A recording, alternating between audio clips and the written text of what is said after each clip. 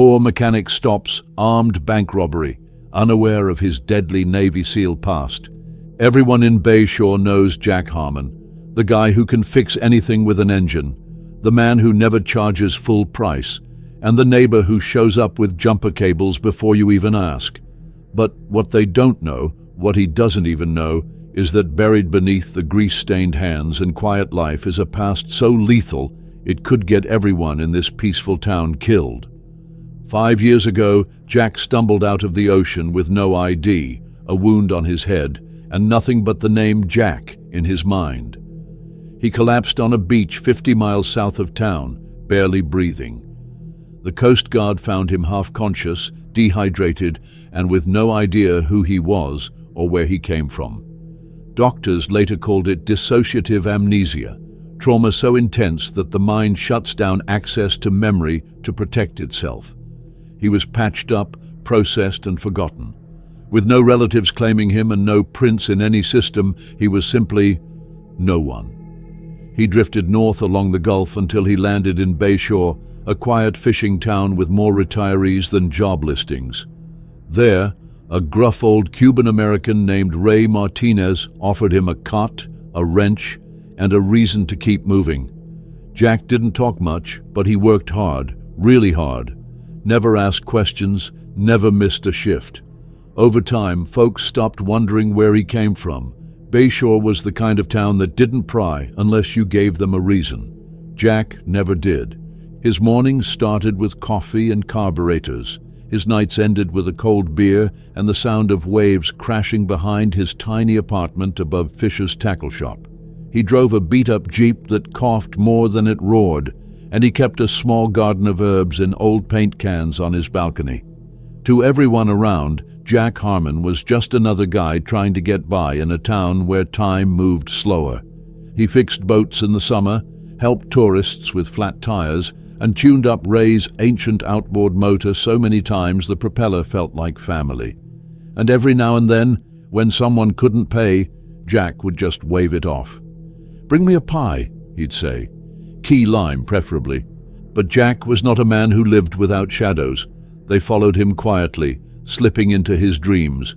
And sometimes, in the middle of changing spark plugs or balancing a tire, he'd freeze, his hand hovering mid-air, caught in some flicker of a memory he couldn't quite grasp.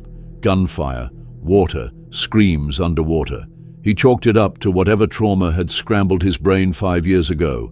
Maybe he was a deckhand on a fishing trawler, maybe a rescue diver, maybe just unlucky. The townspeople didn't push, and Jack never gave them reason to. Not when he offered rides to church in the rain or fixed Mrs. Peterson's car 3 times last year without charging a cent because she had to take her grandson to chemotherapy in Miami.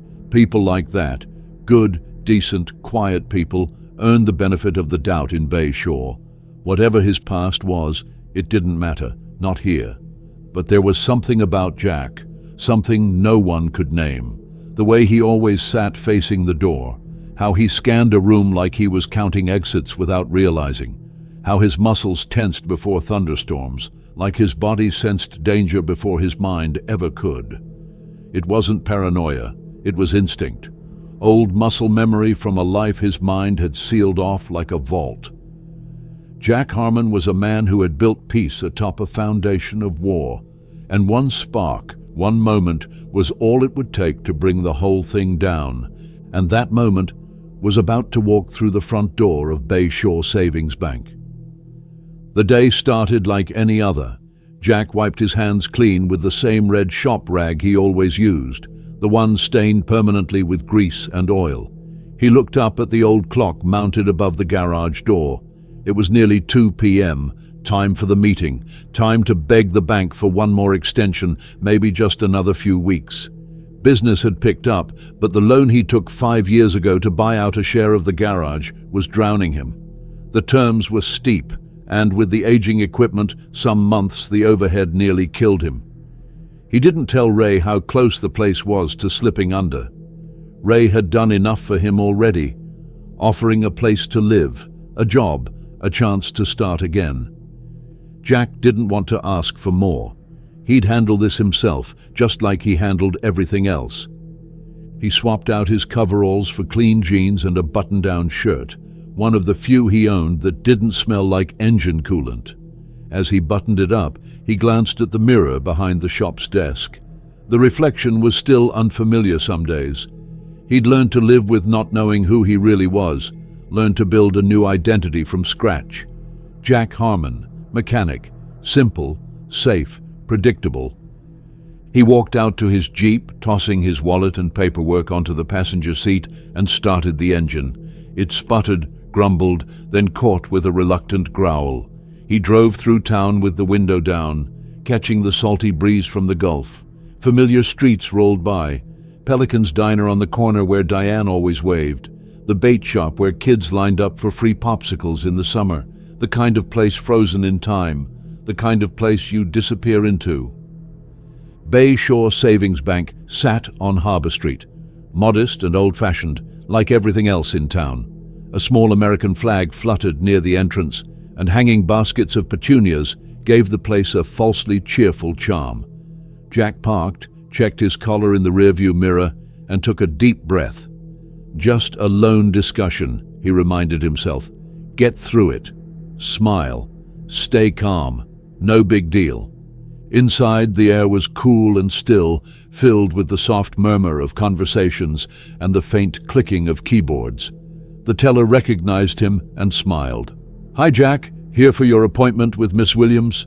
He nodded. "That's right. She's just finishing up. Have a seat." Jack sat down, balancing his leg over his knee, documents in hand. He glanced around. The elderly woman at the counter was counting out cash, talking to a teller with practiced patience. A mother tried to keep her twin boys from knocking over a row of pens. The security guard, Henry, an old Vietnam vet, nodded at him from the corner. Just another quiet Tuesday afternoon.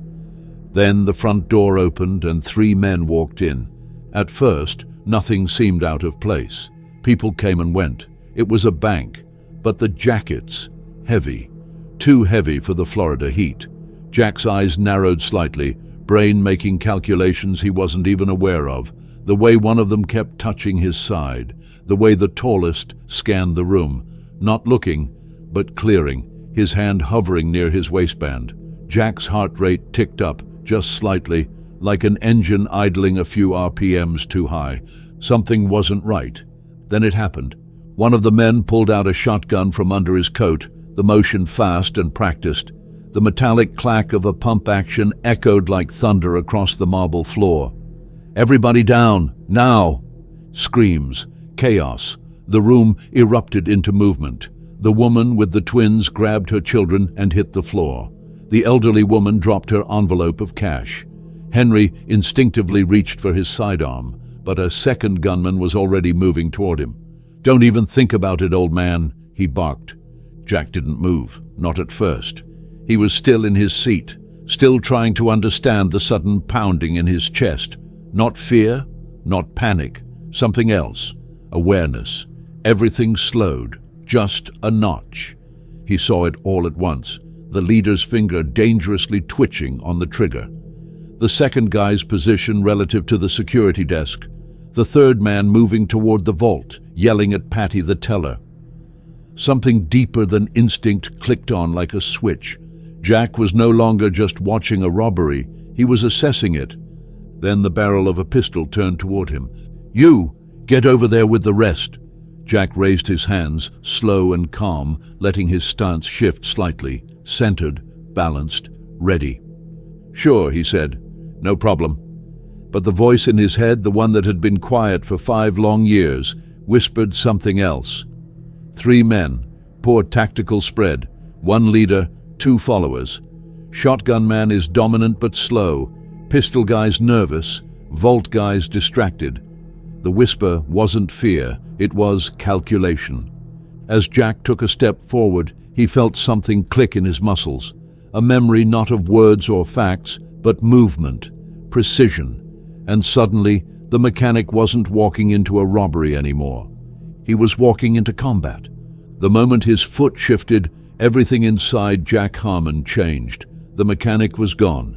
In his place, something older, buried deep beneath years of wrench-turning and quiet nights, surged to the surface. Jack didn't know his name in that instant, didn't know where he'd trained or who had taught him, but his body did. His nerves did. His instincts, sharpened long before he ever opened the hood of a car in Bayshore, took command like they'd just been waiting for permission to take the wheel again. As he stepped forward, the pistol-wielding robber moved toward him, raising the weapon to center mass. Jack's eyes locked onto the man's shoulders, not the gun. Shoulders telegraphed action before fingers ever did. The man barked another order, but Jack wasn't listening. He was already moving. In one fluid motion, Jack's right hand shot out, slapping the pistol barrel aside, while his left crashed upward in a palm strike to the man's throat. There was a sick, wet gasp. The man crumpled, his weapon clattering uselessly to the floor. Jack caught it mid-fall without even thinking. Screams erupted again, but they were different now. Less panic, more disbelief. Patty ducked beneath her counter, trembling. The twins started crying. Henry, the old security guard, froze as if the entire world had just flipped upside down. Jack moved with surgical precision, slipping behind a desk just as the second gunman turned and let off a round. The blast ripped into the drywall where Jack's head had been a second earlier, showering dust and insulation. But Jack was already on the move. He lunged forward, sliding across the polished tile floor, knees tucked, shoulders low, using momentum to drive himself under the arc of the second robber's aim. He came up into a crouch, slamming his shoulder into the man's midsection with enough force to lift him off his feet. The shotgun went off, blasting harmlessly into the ceiling as Jack twisted the weapon free and brought the stock around like a hammer. The man dropped instantly, unconscious before he hit the floor. 2 down. 15 seconds hadn't even passed. The leader, tall, tactical, and now wide-eyed, stood near the vault with Patty cowering beside him. He aimed his handgun, hands trembling slightly. "Stay back," he shouted. "Stay the hell back." Jack didn't answer. He just started walking. There was something in his eyes that the leader hadn't expected to see. Not bravado, not heroism, not even anger. Just clarity, cold, focused clarity, the kind that says, "You already lost. You just don't know it yet." "I said stay back," the man screamed again, now clearly rattled. Jack kept coming, his steps even, deliberate, every muscle coiled and ready. And then the man fired. Too late. Jack had already pivoted, the round missed by inches, burying itself in a teller window. Jack moved low, closing the gap in 2 more strides. The robber tried to readjust, bring the barrel down, but Jack was inside the arc of the gun. He slapped it upward with his left hand, bone-jarring contact, then drove his right elbow into the man's temple. Once, twice. The man staggered back, dropped the weapon, and tried to swing wildly. Jack stepped into the punch, caught the man's wrist, twisted, and brought him to his knees with a quick snap of pressure to the elbow joint. The man screamed as his shoulder dislocated, then fell forward, groaning. It was over. The room, moments ago a war zone of sound and fear, fell into stunned silence. Jack stood there breathing evenly, not from exertion but from restraint. The pistol lay by his foot. The shotgun was still slung over his shoulder. 3 grown men, all armed, all dangerous, were now on the floor, moaning or unconscious. Customers peeked out from behind chairs and desks. Henry finally moved, his hands shaking as he pulled zip ties from his belt and began securing the downed suspects. Patty rose slowly from behind the counter. Her eyes found Jack's. What did you just do?" Jack looked down at his hands. There was no tremble, no fear, no hesitation. Just calm. Too calm. He opened his mouth to answer, but no words came out. He looked at the pistol in his hand, at the calloused fingers wrapped around it with practiced familiarity. A memory tugged at the edge of his mind. Metal, recoil, commands shouted in the dark, but it vanished just as quickly. Henry finished tying the last man and stood beside Jack, still wide-eyed. "Jesus, son, where the hell did you learn to do that?"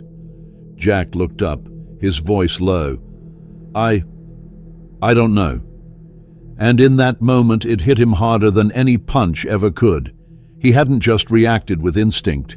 He had executed maneuvers, fluid, efficient, lethal. He had done things a mechanic had no business knowing, and the terrifying part wasn't just that he had done them, it was that they had felt natural, whatever life Jack Harmon had lived before Bayshore. It wasn't under a hood, it wasn't in a garage, and for the first time in 5 years, he wasn't sure if he wanted to know what he'd left behind. Outside, the sirens wailed like wolves closing in. Within minutes, the quiet of Bayshore Savings Bank had turned into a flood of flashing lights and fast-moving uniforms. Officers poured into the building, weapons drawn, shouting commands that bounced off marble floors and shattered the stunned silence. But no one resisted. There was no threat left to neutralize. Jack Harmon, known in every shop, dock and gas station in town as the man who fixed busted engines and gave discounts to the elderly, stood calmly near the vault, breathing like someone who'd just finished a jog, not disarmed 3 armed men in less than 20 seconds. Paramedics rushed to the injured robbers, checking vitals and ensuring no one was dead. Jack barely noticed.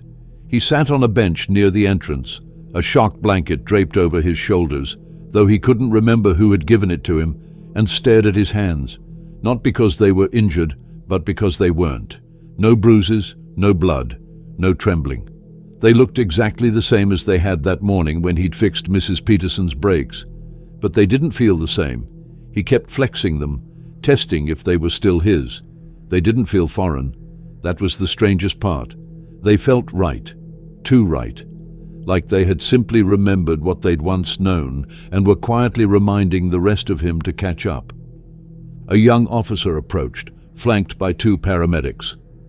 "Sir, do you need medical attention? Are you injured?" Jack shook his head. "I'm fine."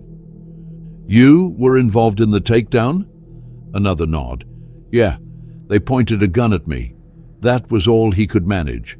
He didn't know what else to say that didn't sound insane. "I don't know who I am, but my body does."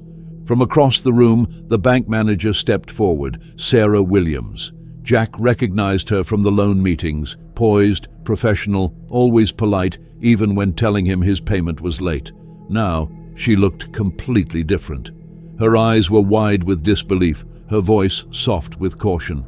"Jack," she said, almost as if trying out his name again to see if it still fit. "Are you okay?"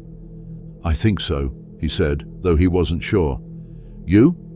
She nodded, then glanced at the men cuffed on the floor. You stopped them. All of them. Alone." "I didn't think. I just moved."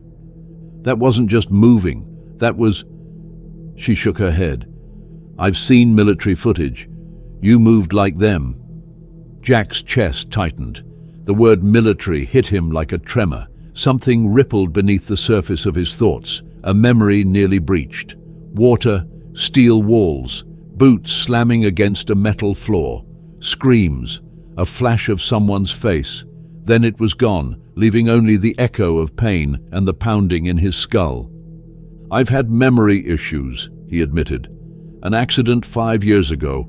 I don't remember anything before it. Not my name, not my family, nothing." Sarah stared at him, not with judgment, but with something deeper. Recognition, like a puzzle piece had just been dropped into her hands, and it almost fit. "That explains why the loan documents only had basic info," she murmured. "No credit history, no references, just nothing. Ray said you washed up near Naples and never talked about your past." I didn't know what to say, still don't. Before she could respond, Deputy Mike Connor arrived. Younger than most in the department, but ambitious, always with a clipboard in hand and a notepad tucked under his arm. He approached like he was walking into a crime drama, but the moment he saw the scene, some of his bravado slipped. "So, Mr. Harmon," he said, eyeing the robbers, "want to tell me how a guy who fixes alternators takes down 3 armed men without breaking a sweat?" Jack didn't answer. His hand was still on his forehead, massaging the now familiar ache that came with every new flash of memory. "I didn't think. I just reacted." People don't just react like that unless they're trained. That was textbook disarm and disable. Did you serve?" "I don't know," Jack said quietly. "I honestly don't." Connor squinted. "You don't know if you served in the military?" Sarah stepped in. "Deputy, maybe now's not the time." Connor sighed, nodded, and backed off reluctantly. "We'll need a statement later, and maybe fingerprints." The tension in Jack's chest tightened as the words fingerprints and statement hung in the air. He stood up and walked slowly to the front doors of the bank, needing air. The sight outside didn't help. A sea of flashing lights, yellow police tape, and the forming crowd of townspeople. Faces he knew, people he had helped. Now they were staring at him like they didn't recognize the man they thought they knew. Then the news van arrived. The reporter was local, but hungry. Bayshore hadn't had a story like this in years. She pushed toward the police line, microphone outstretched, camera crew in tow. "Sir, are you the mechanic who stopped the robbery? Can you tell us what happened inside?" Jack ducked his head and turned away, but the damage was done. Cameras caught his face. Within hours it would be plastered across news sites and social media feeds, and somewhere far from Bayshore, someone would recognize him. Not as Jack Harmon, the mechanic, but as someone else entirely. The next morning began with silence, not the comforting stillness Jack usually woke to above Fisher's Supply and Tackle, but the kind of tense, heavy silence that settles in just before a storm breaks. Outside, the world was moving, but inside his apartment, Jack was still. He sat on the edge of his bed, elbows on his knees, eyes fixed on the television across the room. The news was playing on a loop. The headline hadn't changed. Local mechanic thwarts armed robbery. Experts say combat precision was no accident. They kept replaying the grainy bank security footage, pausing at the same moments. His takedown of the first robber, the disarm of the shotgun, the final disabling blow to the leader. Over and over. He watched it like it was someone else. The phone buzzed. Again. It hadn't stopped ringing since dawn. Reporters, strangers, people claiming to know him. He didn't answer. He couldn't. What would he even say? "Yes, that's me. I fixed Mrs. Peterson's car last week and stopped a robbery with moves I don't remember learning. Also, I have no idea who I was before 2019. A knock at the door finally broke the tension. Jack stood slowly, muscles still sore from the fight, though it felt strange to even call it that. It hadn't been a fight. It had been something else. Something clinical. Automatic. When he opened the door, Ray Martinez stood on the other side, holding a newspaper and 2 coffees. The look on the old man's face said everything. "You're famous now, amigo," Ray muttered, handing over the paper. The headline matched the television. Jack stared at his own face beneath the bold print. "Local hero mechanic." "I didn't ask for any of this," Jack said. Ray stepped inside and shut the door. "No, but it found you anyway." He watched Jack for a long moment. "You okay?" "I don't know." "The headaches again?" Jack nodded.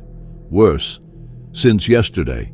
Like something's trying to claw its way out of my head." Ray sat heavily in the armchair, the same one Jack had once fallen asleep in after a double shift at the shop. "Maybe it's time," he said quietly. "Time for what?" Ray reached into his jacket and pulled out a small worn envelope. He held it out, and Jack took it with a frown. It was sealed, the paper brittle with age. On the front, in Jack's own handwriting, were the words, "If found, destroy this." "I found that in your pocket when we brought you in from the dock 5 years ago," Ray explained. "You asked me not to open it, said if you ever came looking, I should give it to you." Jack stared at the envelope like it was radioactive. His heart thudded in his chest. "Why didn't you tell me sooner?"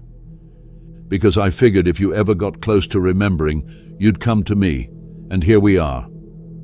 He opened the envelope with trembling fingers. Inside was a photograph. Himself, dressed in full military blues, clean-shaven, medals pinned to his chest. The man in the picture looked like Jack, but different, hardened, sharper. On the back, a name, Lieutenant Commander Michael Reeves. He stared at it for a long time. "Michael Reeves," he whispered. The name felt heavy in his mouth, familiar but distant. "That your real name?" Ray asked. "I think so." "You served?" "I guess I did." Ray leaned back, crossing his arms. "I never pushed. You showed up at the dock bleeding, half-conscious, barely able to talk. Doctors said the head injury could cause long-term amnesia, so I just gave you a job, figured you'd speak when you were ready." "I appreciate that." "You always seemed like a good man, still do. Whatever you did before, whoever you were, didn't change the way you treated people here."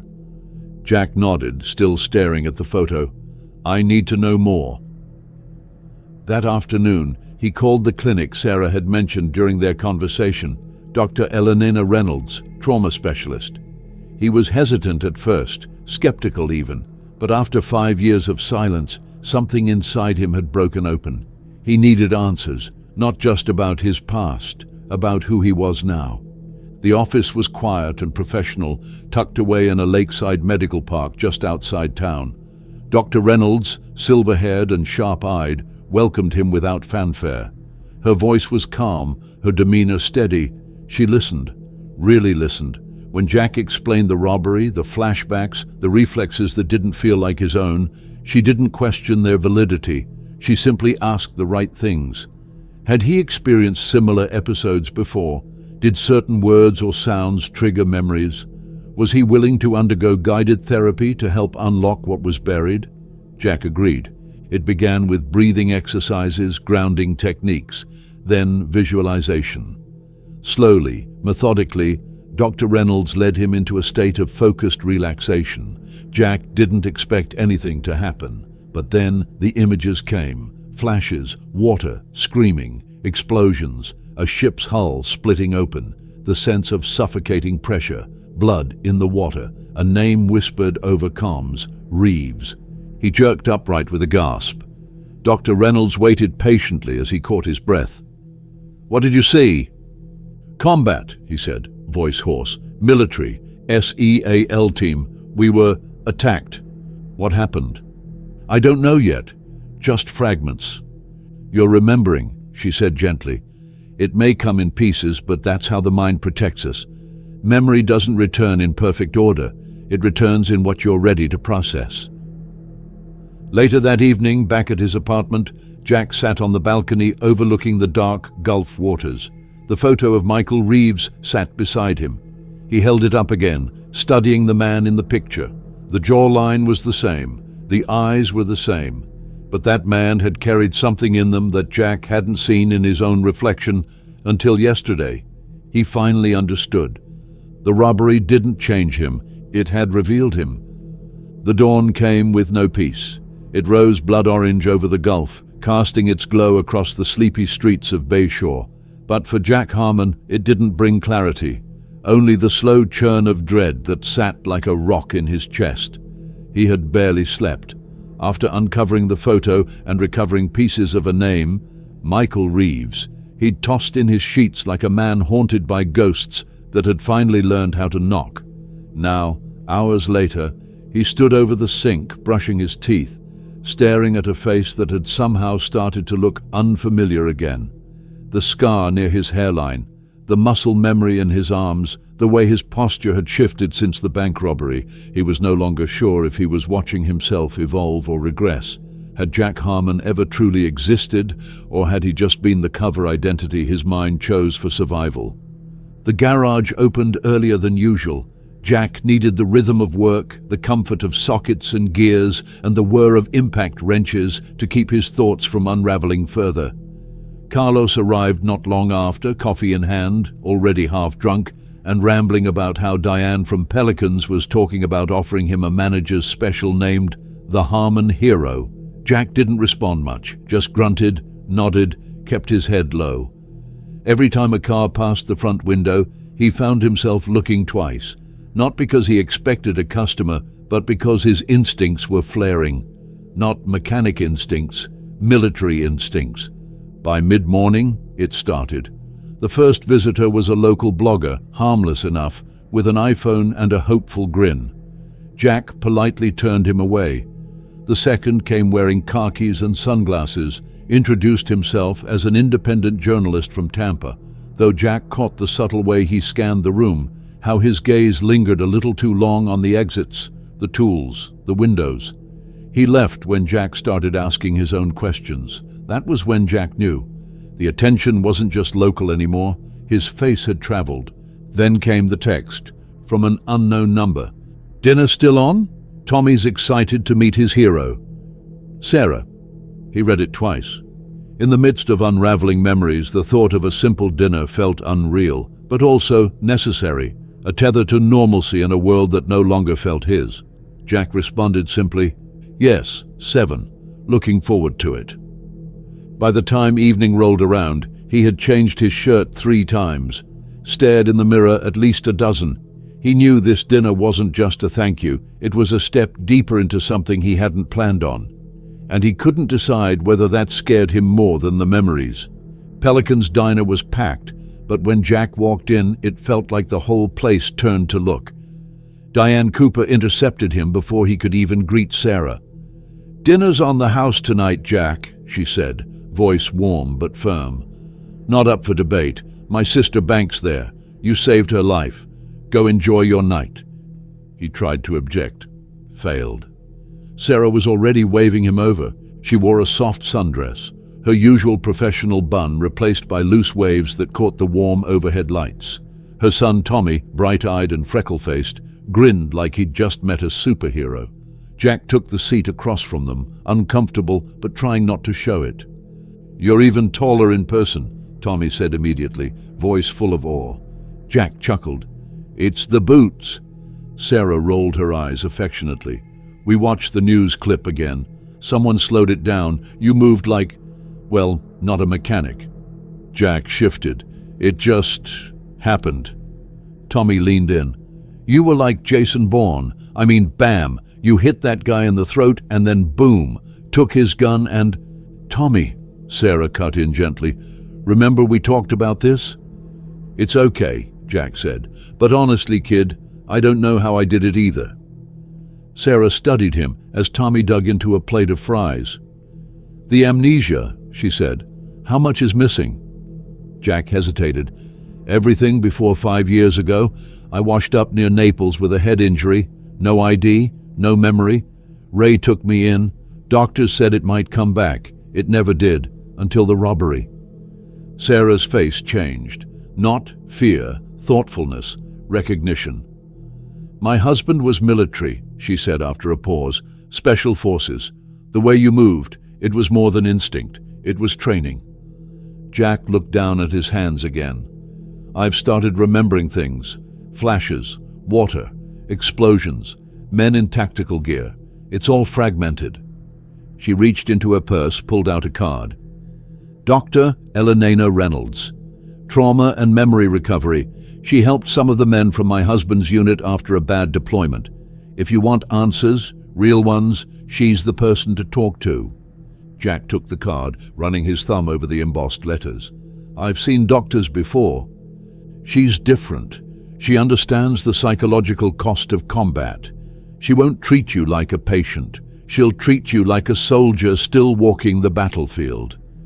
Before he could respond, something shifted in the air. A vibration. A high-pitched ringing began at the base of his skull. His vision blurred. He gripped the edge of the table, knuckles white. The lights above grew too bright. He was underwater again, screaming. Blood. A hand reaching for him and slipping away. "Jack!" Sarah's voice broke through like a lifeline. "Jack, you're pale as a ghost." He took a shuddering breath. "A memory," he managed. "I was underwater. Men were drowning. I couldn't save them." Sarah placed a hand over his. "Then call her, before those memories drown you." Later that night, Jack stood alone on his balcony, the card in his hand. Waves crashed softly below. The scent of the sea mixed with rust and oil from the garage below. He knew one thing for certain. Whoever he'd been, whatever he'd done, Michael Reeves hadn't died in that ambush. He'd just forgotten who he was. But now he was waking up, and someone, somewhere, was about to find out that Jack Harmon was not the man they thought he was. He was something else entirely. The morning after his session with Dr. Reynolds felt different, not just in Jack's body, where tension had pooled in his neck and shoulders like a hangover from memory, but in the town itself. Bayshore no longer felt like the sleepy refuge he'd known for 5 years. It felt smaller, exposed, vulnerable. He couldn't walk 5 steps without feeling eyes on him, sensing whispers that stopped just as he passed. The headlines had done their job. Every diner napkin, barstool conversation, and church bulletin was a mirror now, reflecting the same impossible question. Who is Jack Harmon?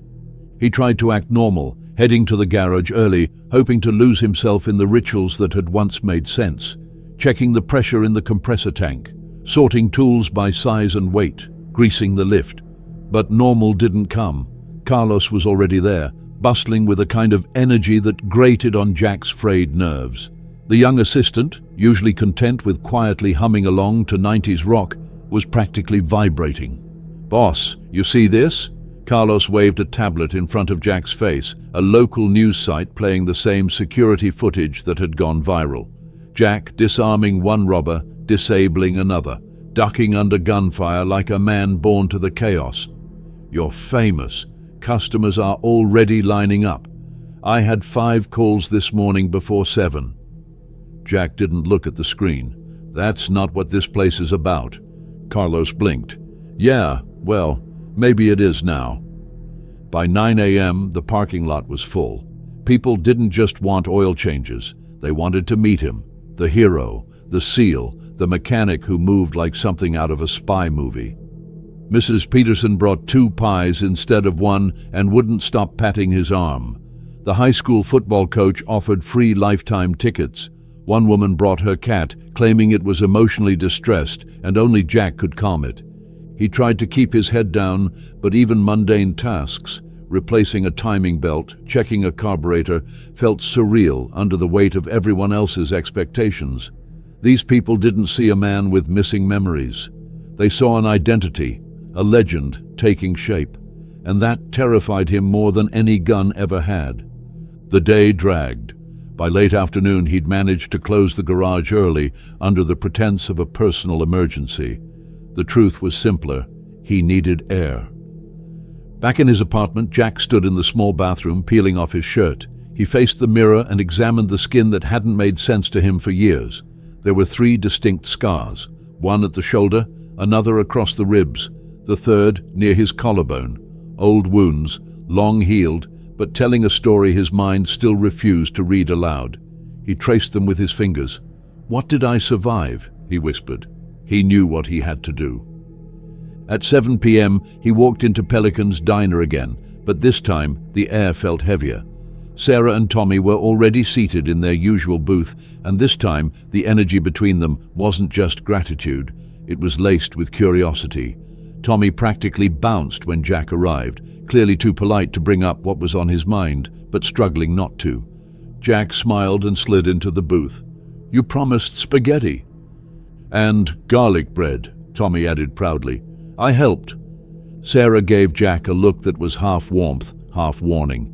"He's been talking about you non-stop, especially since the news stations started calling you a Navy SEAL." Jack sighed.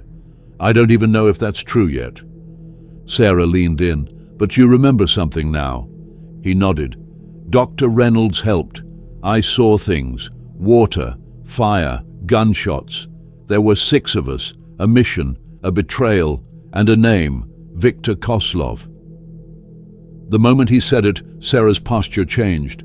"Kozlov, that's not a name you just make up. That's the real deal." "You know it?"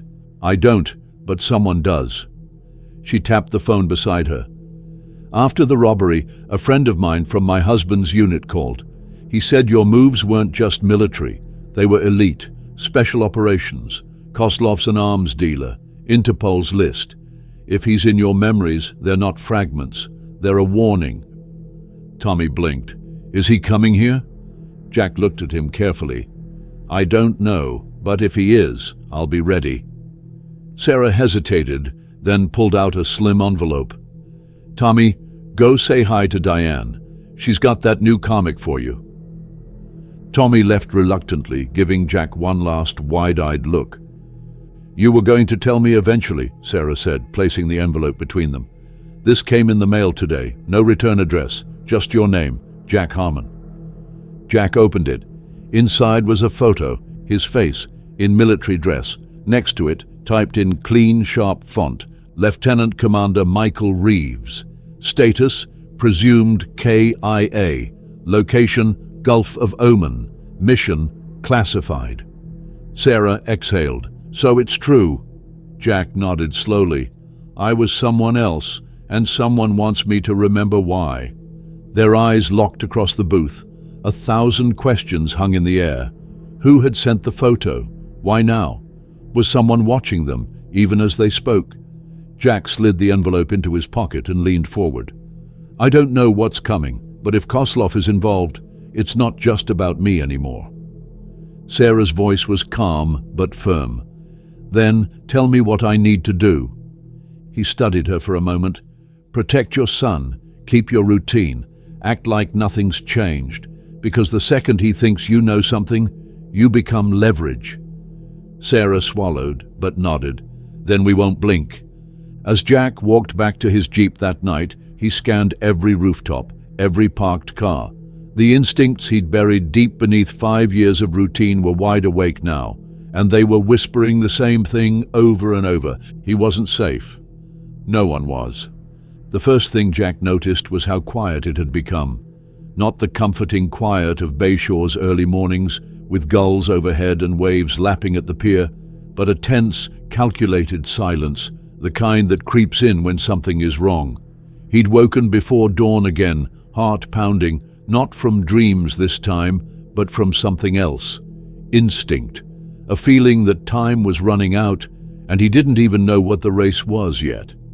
Outside his apartment window, the street looked unchanged, but he felt it, the shift, the stillness before a storm. Downstairs at the garage, Carlos was already unlocking the main bay doors, a little earlier than usual, glancing around more than usual too. He looked up when Jack approached, face pulled tight with something more serious than his typical morning jokes. "They're here," he said quietly. Jack didn't ask who. He didn't need to. He followed Carlos to the edge of the parking lot where a dark SUV sat idling just a little too long, tinted windows shielding whoever was inside. No plates, no movement. "They've circled twice this morning," Carlos added. "Same SUV, never got out." Jack didn't respond. He just nodded once and turned on his heel, retreating into the garage. Inside, he moved to the back room where he kept the heavy tools, the ones not meant for display. He picked up a thick-handled wrench and held it for a beat longer than necessary. The weight felt right, familiar, useful. His gaze drifted across the workbench, then to the cabinet where he'd started keeping a locked case, one he hadn't opened since the robbery. It wasn't military issue, it wasn't even marked. But inside was something more dangerous than any weapon: memory. The photo from the envelope. The bank footage saved to a USB. The notes he'd started writing since the flashbacks began. He unlocked the case and slid the contents into a canvas bag. If they were watching him now, they wouldn't wait much longer to move, but neither would he. The decision came fast, instinctive. He left Carlos with instructions to close the garage by noon, told him to go home, stay away from the property for a few days. "This isn't the kind of attention we want," Jack said simply. Carlos didn't argue, just nodded once, fear in his eyes. By mid-morning, Jack was back at Fisher's Supply and Tackle, the place where he'd first worked odd jobs after washing ashore 5 years ago. Ray Martinez met him at the counter, coffee in hand, and eyes sharp with concern. "You've got that look again," Ray said. "The one you had when you first showed up here, like something was chasing you but you didn't know what." "Something is," Jack answered. He told Ray about the SUV, the envelope, the name Kozlov. Ray listened without interruption, then disappeared into the back. When he returned, he held out a small key. "Storage unit, Marina. You rented it when you first came to town. Paid 5 years in advance. Told me not to mention it unless you started asking questions about who you used to be." Jack stared at the key. "I said that?" "You did." Ray held his gaze. "You didn't know your name, but you knew you were in danger. That's the kind of man you were, even without memory." Jack left without another word. The marina was quiet when he arrived, the air thick with salt and humidity. He found the unit tucked behind a stack of old fishing crates. The lock clicked open, and inside, beneath a tarp, was a sealed metal case covered in salt corrosion and time. He wiped it clean and found a 6-digit combination lock on the front. He tried the numbers without thinking, fingers moving automatically. 82365, his father's birthday. The lock clicked. Inside was a go bag, military-grade, waterproof, a satellite phone, a burner ID in the name Michael Reeves, $20,000 in mixed currency, a passport, a flash drive, and a note written in handwriting he instantly recognized as his own. "If you're reading this, the mission failed. Don't trust anyone until you know who leaked the op. Start with Zurich."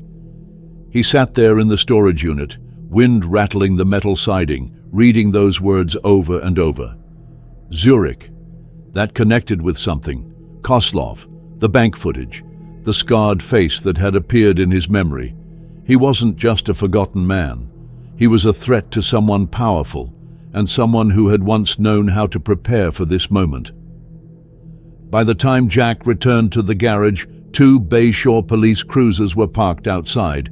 Deputy Mike Connor stepped out as Jack approached, flanked by another officer. "We've had some reports," Connor said. "Suspicious vehicle. Surveillance confirmed it. SUV matches one tied to Russian nationals under watch by Interpol. You've made someone nervous, Jack." "I already knew that." Connor gave him a long look. "FBI's sending an agent from Miami. Wants to talk to you, officially." Jack nodded. "Then I guess I'll need a lawyer." Connor raised an eyebrow. "You hiding something?" "I'm trying to figure out what I forgot," Jack said. "That's not the same thing." Connor considered that, then nodded. "We'll keep a unit nearby, just in case." When the sun started to fall behind the town's palm-fringed skyline, Jack stood alone on the roof of the garage, eyes scanning the horizon. He saw everything differently now. Every car was a threat. Every stranger a potential ghost from a life he hadn't asked to remember. His phone buzzed, a number he didn't recognize. He answered without hesitation. "Mr. Harmon," a woman's voice said, calm, controlled. "This is Agent Rebecca Morrison, FBI. I'm in Bayshore. We need to speak. Tonight." Jack didn't flinch. "Where?"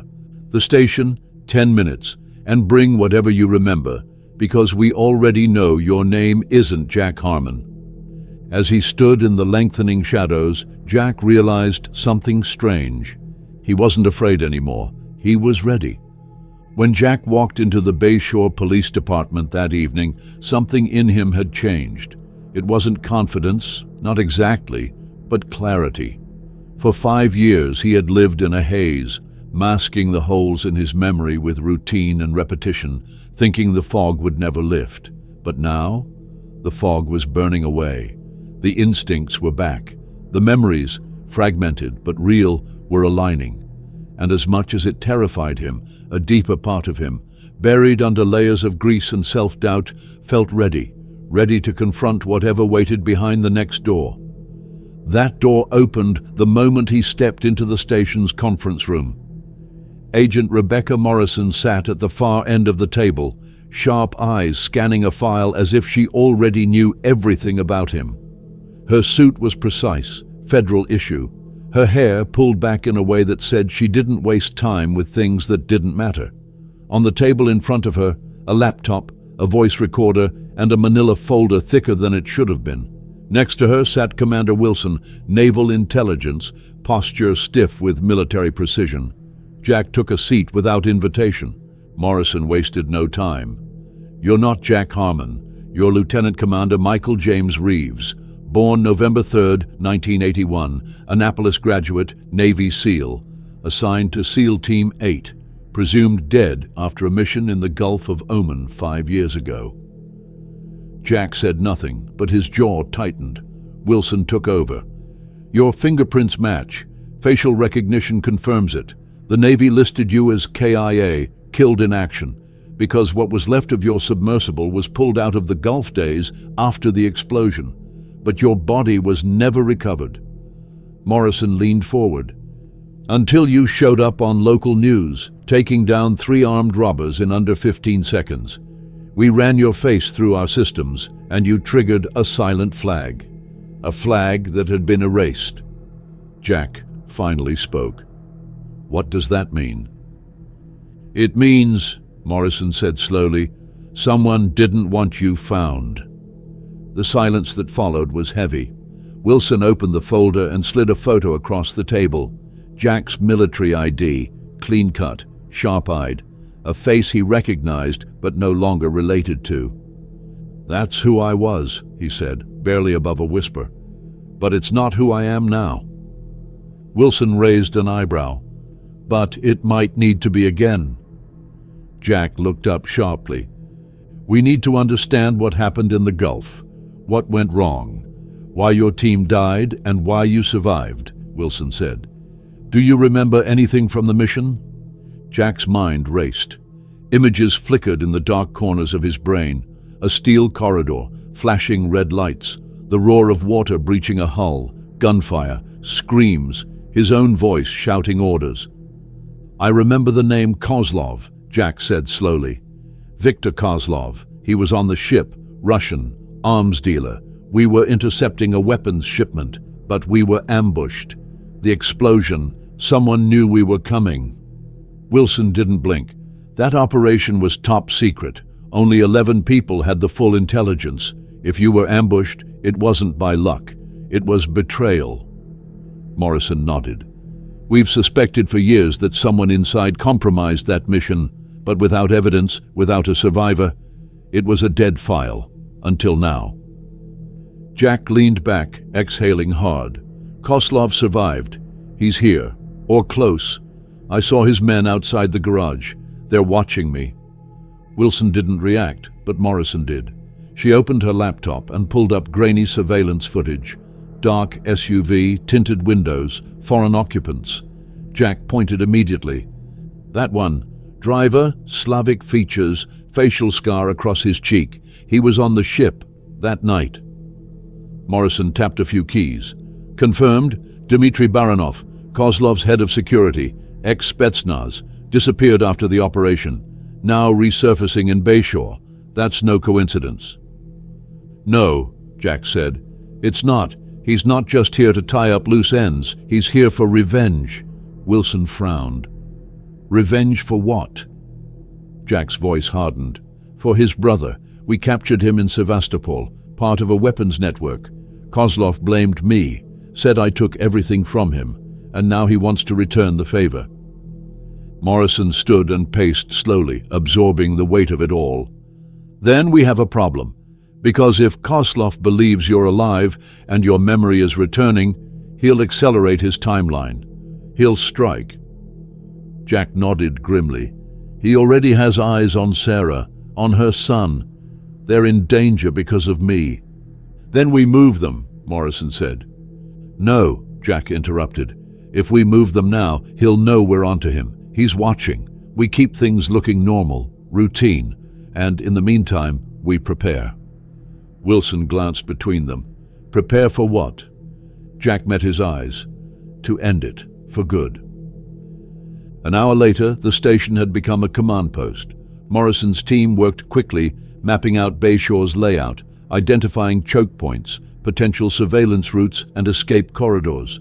Wilson contacted Naval Intelligence to begin a formal inquiry into Operation Kingfisher, the classified name of the Gulf mission. Jack, meanwhile, made a list. Names, coordinates, everything he could remember from his fragmented mind, piecing together a puzzle under the threat of time. When Sarah arrived, summoned by Morrison, she looked composed, but Jack could see the fear behind her eyes. She didn't flinch as he explained what they'd uncovered. The betrayal, the ambush, Kozlov. Her hands trembled only once, when Jack mentioned that Kozlov might know about Tommy. We'll protect him, Morrison said firmly. You have my word. Sarah looked only at Jack. "And you?" He nodded. "I won't let them get near him." "Then do what you need to do," she whispered. That night, the police escorted Sarah and Tommy to a safe house outside town, under constant federal surveillance. Jack returned to his apartment only briefly, to grab the rest of the notes, the old military watch he'd found in the go-bag, and the flash drive labeled Zurich. Then he sat alone on his balcony, eyes on the dark water, knowing full well it wouldn't be long now. He had become a threat again, and threats, in the world he used to belong to, didn't get left alone. He closed his eyes and finally accepted what had been true since the moment he disarmed that robber in the bank. Michael Reeves had never really died. He had just been waiting for a reason to return. Jack stood at the edge of the mangroves, the moonlight casting silver slashes across the black water. The night air was heavy with humidity, the scent of salt and mud clinging to everything. A few feet away, Miguel Torres sat at the tiller of the flat-bottomed boat, his hands still and ready. Nearby, Walter Hoffman crouched low, peering through the dense foliage toward the abandoned cannery, whispering a last-minute reminder about the old ventilation shaft that opened onto the upper catwalks, one of the few parts of the building not visible from the main floor. Above them, the stars flickered in a sky too quiet for what was about to unfold. Jack wasn't wearing a uniform, but every part of him felt like the soldier he once was. He wore dark clothes, a bulletproof vest beneath his shirt, and a compact sidearm in a concealed holster. Though he didn't expect this to be a gunfight, not at first. Kozlov wanted something more personal. He wanted Jack to remember everything before pulling the trigger. The plan was tight. He would walk in through the main entrance exactly at midnight, unarmed, appearing cooperative. Kozlov would want a conversation, a reckoning. He would draw it out. That would give Miguel's team, Connor, and one of Morrison's best operators the window to breach from the waterside through the old loading dock. Walter's knowledge of the building gave them the edge. Every creak, every shadow, every rusted hatch. It was all part of the strategy now, and yet Jack knew better than to rely too heavily on plans. In his old life, the best plans were the ones flexible enough to survive chaos, and chaos tonight was inevitable. When his watch struck 11:55, Jack climbed out of the boat and stepped into the mud. His boots sank slightly into the wet ground, but his stride never broke. He followed the winding trail to the old access road, emerging into the open just in time to be seen. He wanted to be seen. The cannery stood like a rotting sentinel, half-eaten by time, its windows broken and walls streaked with rust. A single light burned near the entrance, powered by a generator humming somewhere inside. Jack walked toward it slowly, hands visible, shoulders squared, every movement deliberate. As he approached the doorway, a voice echoed from the darkness above. "Commander Reeves, punctual as always." Kozlov stepped forward onto the elevated catwalk, his face partially lit, revealing the deep scar that ran from his cheek to his jaw, Jack's mark. Beside him, Baranov held Tommy, one arm clamped around the boy's chest, a pistol in his free hand. Tommy looked small but alert, just as Sarah had said. His eyes locked onto Jack's, wide but steady. Jack stopped just inside the entrance, staring up at the man he had once left for dead. "You came alone," Kozlov observed. "Impressive, or foolish." "I came for the boy." Kozlov chuckled, stepping closer to the railing. "Always the hero. You know, when I heard you were alive, I thought it was a mistake, a ghost. But then I saw the footage. You disarming those men. Efficient, brutal, just like old times. The only thing missing was a body count." Jack didn't respond. He scanned the catwalks above, searching for movement, any sign that Miguel's team was in position. A flicker of reflection on an old pipe caught his eye. Good. They were close. Jack took one more step forward. "You said you wanted a meeting. You've got it. What do you want, Kozlov?" Kozlov's voice hardened. "I want you to feel what I felt when you destroyed my operation, when you captured my brother, when you disappeared and left me with nothing. Do you know what I've done these last 5 years? Rebuilding from ash, with only one goal: Make the man who ruined me suffer, slowly. You had the wrong target, Jack said, voice even. I wasn't your enemy. Your brother sold weapons to men who slaughtered civilians. I stopped that. I did my job. And I'll do mine, Kozlov said coldly. But not yet. Not before I show you what your choices cost. He nodded to Baranov, who shoved Tommy forward roughly. The boy stumbled but kept his footing, eyes still locked on Jack. The moment was coming. Jack could feel it in his bones. Then, as if on cue, Tommy began coughing, short, wheezing bursts. Panic rippled across his face. Baranov's grip loosened slightly. Jack acted. A double tap on his watch. That was the signal. The lights went out instantly. Total blackout. Walter had killed the generator. Chaos erupted. Gunfire flashed in the darkness from the far side of the building as Miguel's team breached the loading dock. Shouts rang out from above. Jack lunged forward, sweeping Tommy off his feet and diving behind an old conveyor belt. Bullets peppered the concrete around them. Jack pulled Tommy close, checking his face. The boy was pale, wheezing, but conscious. "Where's your inhaler?" Jack whispered. "Pocket!" Tommy gasped. Jack reached in and found it, pressed it to the boy's lips. One puff, then another. Slowly, his breathing eased. "Stay here," Jack said. "Cover your ears. Whatever happens, don't move." Jack drew his weapon, taken from a fallen enemy during the breach, and moved through the shadows like a predator. Every step was instinct, every breath a calculation. Baranov was firing wildly from above, trying to hold off Miguel's advance. Jack climbed the old metal stairs 2 at a time, using the chaos as cover. He reached the catwalk just as Kozlov turned, gun raised. The two men stared at each other across 10 feet of darkness and history. "This doesn't end the way you think," Jack said. "No," Kozlov agreed. "It ends worse." He fired. Jack rolled under the railing, the bullet missing by inches, and came up firing. His round caught Kozlov in the shoulder, spinning him backward. Baranov turned at the sound, and Miguel's second agent dropped him with a shot to the leg. The fight was over in seconds. Kozlov lay on the metal grate, clutching his shoulder, his expression twisted in rage and disbelief. "You were supposed to die," he hissed.